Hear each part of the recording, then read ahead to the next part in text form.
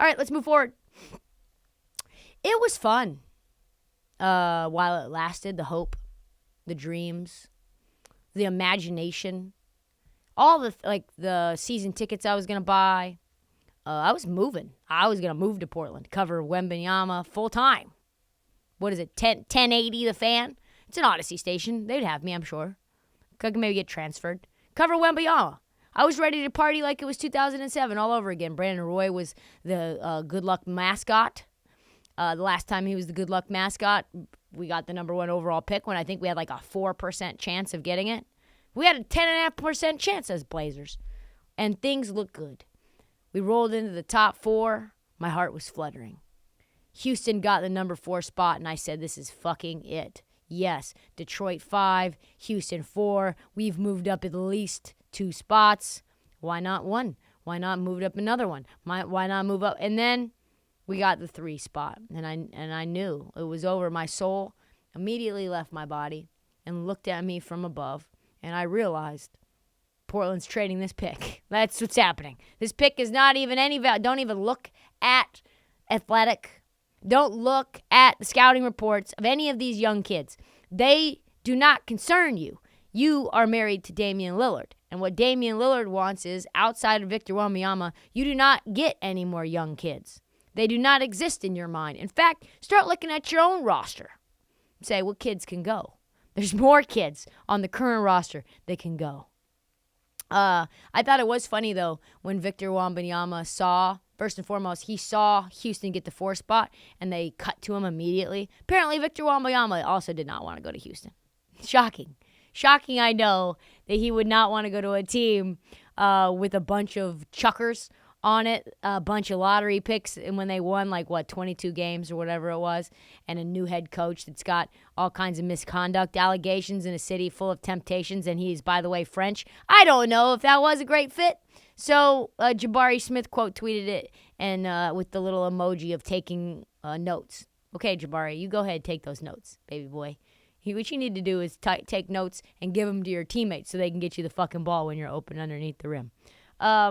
So, poor Charlotte. They end up with the 2nd overall pick, and now they've got to worry about what they're going to do. Because are they going to take Scoot Henderson, who would probably not pair great with their other point guard of the future, LaMelo Ball? Are they going to take Brandon Miller, who, by the way, Brandon Miller, according to Zach Lowe today, looks horrible. He's out of shape.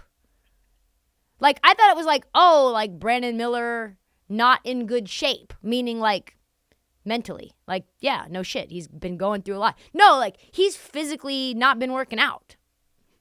Just not in shape. Been drinking sodas and eating bonbons and Cheetos and chilling on his couch playing Call of Duty. According to Zach Lowe, also, Brandon Miller not been doing great in the interview process either, which does not shock me, considering all of the things that have gone down recently. So that's bad. What Charlotte is going to do is a big offseason story. We know Victor will be a Spur. Pop is probably going to be continuing to coach until he gets his Joe Paterno on, straight from the court to the grave type stuff for him.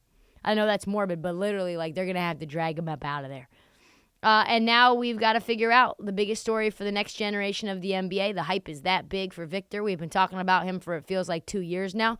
His hype is so big that you have Chris Broussard saying if he turns into Hakeem, he's a bust. That's where we're at. That's how big that's an insane statement. Hakeem fucking Olajuwon, NBA champion twice, 12-time All-NBA, 12-time All-Star. That guy, if he turns into that guy, he will be a bust. Get out of here. So let's just credit the Spurs for being the luckiest organization. In the NBA. They were so lucky they would have won it 4 times. They won the lottery multiple times. Fred Katz was in the lottery draw room and tweeted that the Spurs didn't just win the number 1 overall pick. Their number got drawn twice more. It was written. The script had been determined. It was always the Spurs. It was never anyone else. In fact, that the Blazers somehow would have gotten quote-unquote lucky, they wouldn't have gotten lucky. Victor Wembanyama wouldn't have gotten lucky. Us NBA fans wouldn't have gotten lucky because Victor Wembanyama would have been some version, some combination between Sam Bowie and Greg Oden. Probably multiple microfractures in his shins. Probably never seen after 43 games, and Scoot Henderson would be the next Michael Jordan. That would be what would happen, of course, if Blazers got the number 1 overall pick. So, Spurs, last time they had the number 1 overall pick in both years, they won 56 games the next year. That's the best record in the lottery era for a team with the number 1 pick.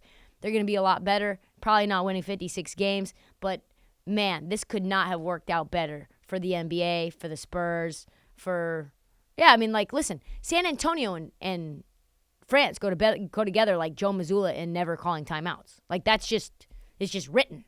Like, you got Boris Diaw, you've got Tony Parker. Like, the entire country of France was rooting for Victor to go to San Antonio.